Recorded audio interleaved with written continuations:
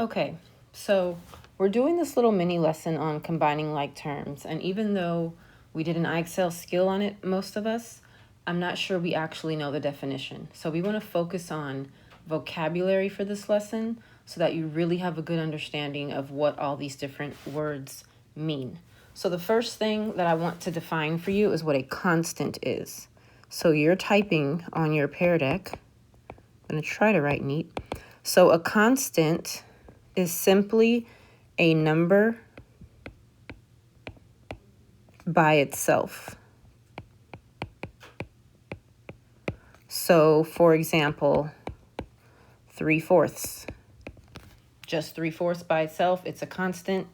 There's no variable involved. -8, 3.6.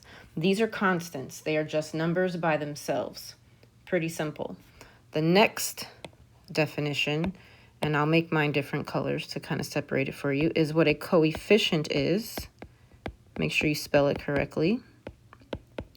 So a coefficient is now a number attached to a variable. So it's not by itself anymore. It's a number attached to a variable.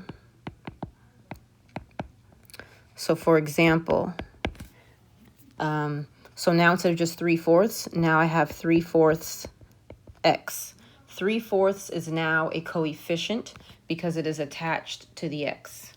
Instead of -8, -8 y. -8 is the coefficient. 3 6/10 r. That's an r. So now the -3 6/10 is a coefficient because it is attached to a variable. Now, when I say they're attached by multiplication. This is really 3/4 times x and 3/4 times y. But we don't have to put multiplication in algebra. We can just stick two things together. So if there's no plus or minus in between, know that it is a multiplication. And we don't put the dot either. I'm just putting it there now so you know it's multiplication. But if you don't see anything, it's multiplication. And then the last definition is what a term is.